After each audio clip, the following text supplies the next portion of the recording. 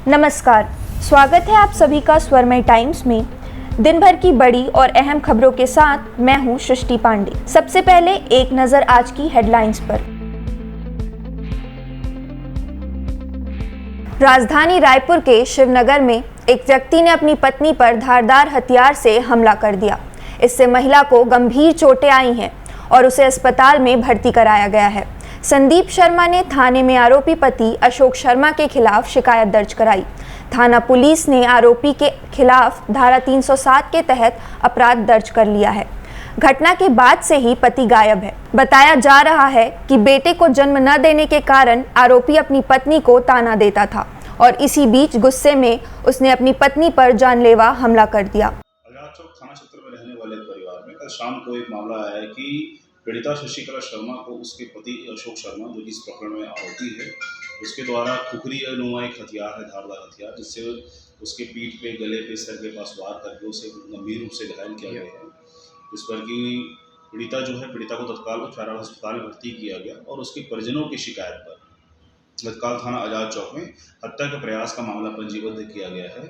प्रकरण की प्रारंभिक जांच में बात सामने आई है कि जो आरोपी है उनकी और पीड़िता है, पति पत्नी है और उनकी 4 बच्चियां हैं। और ऐसा प्रारंभिक जांच में पता चला है कि लड़का नहीं होने के नाम से बार बार वो ताना दिया करता था, प्रताड़ित किया करता था, जिसके कारण कल आवेश में आकर और जो है उसने मारपीट करते हुए अपनी पत्नी को इतनी संघातिक चोटें पहुंचाई हैं। प्रकरण में तत्काल अपराध पंजीबद्ध किया गया है। घटना के बाद से ही आरोपी फरार है। पीड़िता की स्थिति थोड़ी चोट ज़्यादा लगी है, अस्पताल में चरा भर्ती है। आरोपी की तलाश जारी है। छत्तीसगढ़ के स्वास्थ्य मंत्री टीएस सिंहदेव ने नक्सलियों से बातचीत के सवाल पर जवाब देते हुए कहा है कि नक्सली नेता सरकार की शर्तों पर मुलाकात करना चाहती है और सरकार का कहना है कि अगर शर्तें संविधान के दायरे में होंगी तो हम बात करने के लिए सहमत हैं। उन्होंने कहा है कि जो भी बात हो संविधान के दायरे के अंदर हो। पहले भी यह बात हुई थी, इसलिए अगर उस सीमा के बाहर बात करना चाहेंगे तो चर्चा करना संभव नहीं है और किसी भी स्थिति में बिना चर्चा के हल नहीं निकल सकता। बात आएगी, अगर घोषणा पत्र में रखा तो नैतिक जवाबदारी भी और सरकार के हिस्से के रूप में सीधी जवाबदारी भी उस हद तक बनती है। और मुख्यमंत्री जी से जब भी मौका लगता है बात करके मैं बताता भी हूं कि ये पेंडिंग है और आगे भी उन बातों को उनके ध्यान में लाते रहेंगे। आपके जन घोषणा में नक्सलियों से बातचीत का बात लिखा गया था कि नक्सली से बातचीत करेंगे नक्सल समस्या के समाधान के लिए। सरकार बोल रही है कि हथियार छोड़े तो हम बातचीत करेंगे, नक्सली बोल रहे हैं कैंप हटाए, जवान हटाए तो हम बातचीत करेंगे। ऐसे में बातचीत का रास्ता कैसे खुलेगा नक्सलियों से? उसमें मुख्य जो बिंदु है वो संविधान के दायरे के अंदर बात का है। जो उस समय भी बात आई थी, संविधान के दायरे के अंदर जो भी हो वो बातचीत हो। अगर उस सीमा को बिना स्वीकार किए कोई चर्चा करना चाहेंगे तो चर्चा संभव नहीं है। ये उस समय की भी ये बात थी। और कोई भी युद्ध हो, कोई भी अप्रिय ऐसी स्थिति हो, बिना चर्चा के दुनिया के इतिहास में कभी हल नहीं निकला है। तो चर्चा के लिए मुख्यमंत्री जी ने भी कहा है कि हम सहमत हैं बात करने के लिए। आप उस दायरे में अगर बात करिए तो हम सहमत हैं बात करने के लिए। बंदूक वाली बात में क्या एग्जैक्टली उन्होंने कहा मुझे ध्यान नहीं है। और दूसरी बात जो घोषणा पत्र के समय कही गई थी वो ये कही गई थी कि ज़्यादा समय तक जो जेल में रहते हैं और 3-3 साल 2-2 साल या उसके ज़्यादा समय बीतने के बाद ये कहा जाता है कि कोई साक्ष्य नहीं आया, कोई सबूत नहीं है, तब उनको छोड़ दिया जाए। ये व्यवहारिक तौर पे गलत है। 90 दिन के अंदर अगर आपको जांच करके और जांच प्रतिवेदन प्रस्तुत कर देना है पुलिस विभाग को, तो फिर 3-3 साल तक बिना किसी नए सबूत के किसी को बंद रखना ये उचित नहीं। जो गलत करते हैं कड़ी से कड़ी कार्रवाई करिए, लेकिन बिना सबूत के एक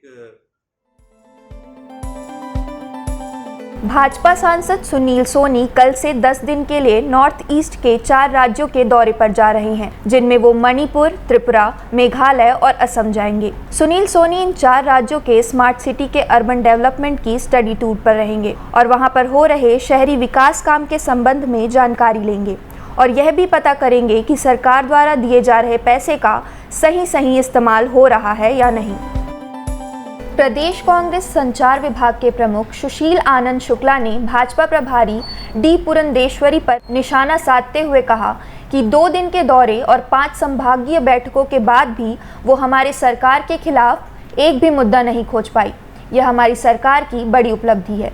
उन्होंने कहा कि हमारी सरकार ने 3 साल में जन कल्याणकारी काम किए हैं, इसलिए भारतीय जनता पार्टी के पास कुछ भी नहीं है। इसी के साथ उन्होंने यह भी कहा कि 16 मई को जेल भरो आंदोलन जिस विषय को लेकर भारतीय जनता पार्टी करने जा रही है, वह 15 साल तक उसी कानून के आधार पर धरना प्रदर्शन की अनुमति दे रही थी। यह वही नियम कानून है जो हमारी सरकार के समय भी चल रहे हैं। तो वह ये बताएं कि अब यह गैर लोकतांत्रिक कैसे हो गए।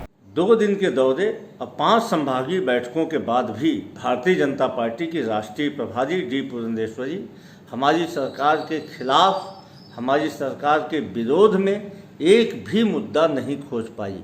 यह हमारी सरकार की एक बड़ी उपलब्धि है। भूपेश सरकार ने 3.25 साल में जो जन कल्याणकारी काम किए हैं, उसकी काट भारतीय जनता पार्टी के पास कुछ भी नहीं है।